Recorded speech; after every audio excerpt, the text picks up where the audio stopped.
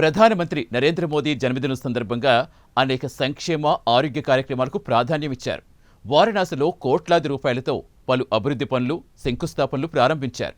అలాగే ప్రధానమంత్రి మాతృవందన యోజన కార్యక్రమాన్ని దేశవ్యాప్తంగా ప్రారంభించారు. దీంతో పాటు వికసిత్ భారత్ వంటి కీలక అంశాలు ప్రచారంలో పెట్టారు. కాగా ప్రధాని మోదీకి పలువురు ప్రముఖులు జన్మదిన శుభాకాంక్షలు తెలిపారు.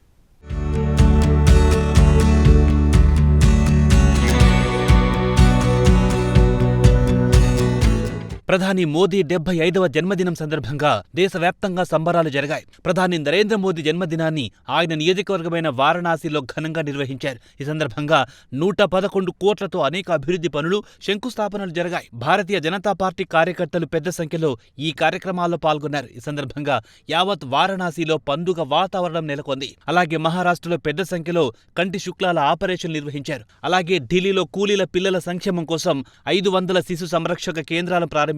కాగా ఒడిశాలో మొక్కల పెంపకానికి ప్రాధాన్యమిచ్చారు. ప్రధాని మోడీ జన్మదినం సందర్భంగా 75 లక్షల మొక్కలు నాటారు.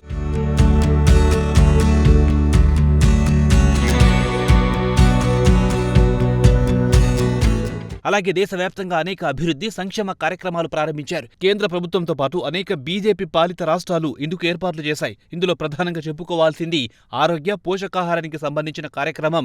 కమలం పార్టీ ఎంతో ప్రతిష్టాత్మకంగా ఈ కార్యక్రమాన్ని తీసుకుంది. బీజేపీ పాలిత రాష్ట్రమైన మధ్యప్రదేశ్లోని ధార్లో సదరు కార్యక్రమం ప్రారంభమైంది. అలాగే స్వస్థ నారీ సశక్తి పరివార్ పేరుతో మరో కార్యక్రమాన్ని ప్రారంభించారు.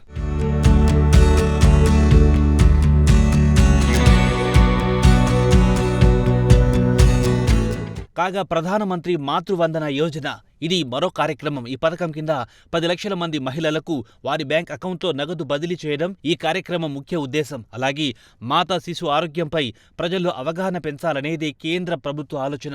ఇందులో భాగంగా సుమన్ శక్తి చాట్ బార్ను ప్రారంభించారు. ఇదిలా ఉంటే సికిల్ సెల్ ఎనీమియా ఇటీవల ప్రాచుర్యంలోకి వచ్చింది. అయితే సమాజంలో చాలా మందికి అసలు సికిల్ సెల్ ఎనీమియా అంటే ఏమిటో తెలియదు. ఈ నేపథ్యంలో ఇందుకు సంబంధించి ప్రచారం చేపట్టాలని కేంద్ర ప్రభుత్వం నిర్ణయించుకుంది. ఇందులో భాగంగా దేశవ్యాప్తంగా 10 లక్షల మందికి స్క్రీనింగ్ కార్డులు అందజేస్తారు. అందుకు ప్రధాని నరేంద్ర మోదీ జన్మదినాన్ని కేంద్ర ప్రభుత్వం ఎంపిక చేసుకుంది.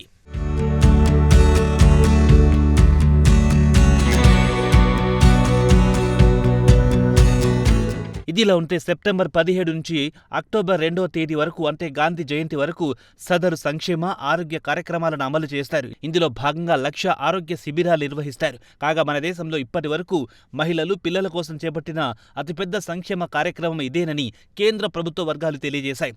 దేశవ్యాప్తంగా అన్ని ఆరోగ్య కేంద్రాల్లో ప్రతిరోజు శిబిరాలు నిర్వహించాలని కేంద్రం నిర్ణయించుకుంది. కాగా దీనికి అదనంగా భారతీయ జనతా పార్టీ రక్తదాన శిబిరాలు కూడా నిర్వహిస్తుంది.